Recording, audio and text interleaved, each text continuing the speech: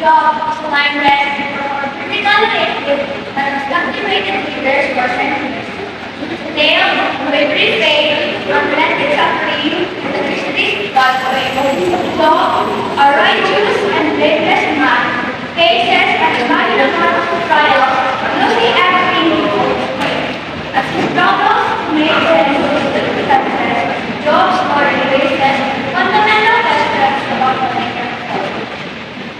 The human nature, Job's journey, were important in exploring the complexities of faith, depth of human emotion, and the majesty of God's love. Are you ready to make a step of faith now, Job? Yes!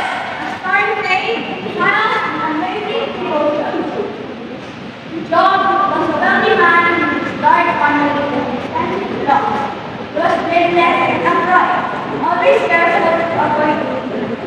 Hoy, tignan mo si Job, yung servant mo.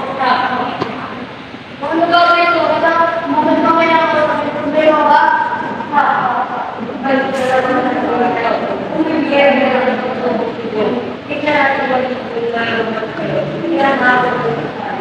Hindi ba?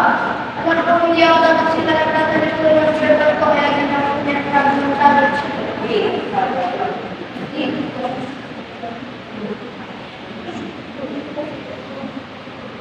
In one day, Job received 4 messages. Each had separate news from his livestock, servants, and grandchildren, and all alike with the invaders and flood messengers. So the Lord is love and changed his head that morning. Still thank God for his prayer. Oh God, thank you for this day. I'm very grateful for this day.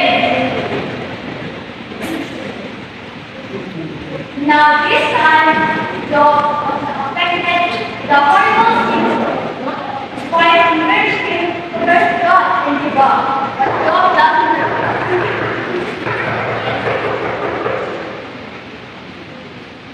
Bigyan mo na nangyari sa'yo. Tignan mo yung nangyari sa'yo. Siguro pwede ka na yan. Kakasal mo yan. Kung ako sa'yo, iwanin mo na lang yan. Kapatay ka na lang sana. Hindi, oo. Hindi ko na prepare ang Job kasi mabuti siya. Eh di okay, sige. Ako na nagtataling ko sa'yo. Wala naman ako sa'yo mapapatay. Mapapahiya lang ako sa pinagagawa mo.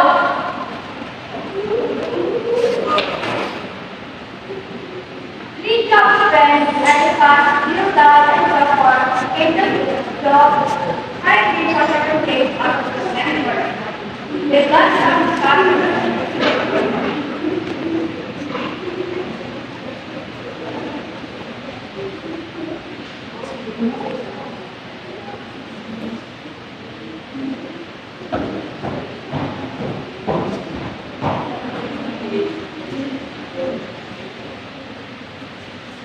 Without provocation, another friend suddenly entered the conversation.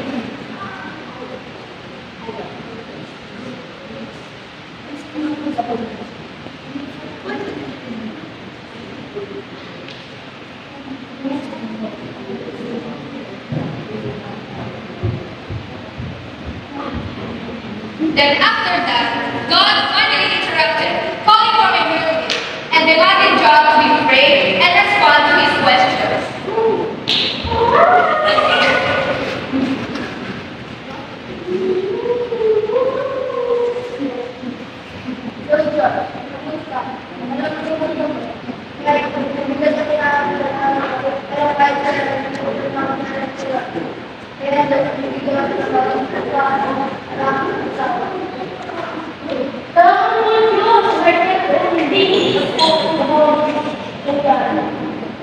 God orders Job that, providing him twice as much property as before, with few children and an extremely long life.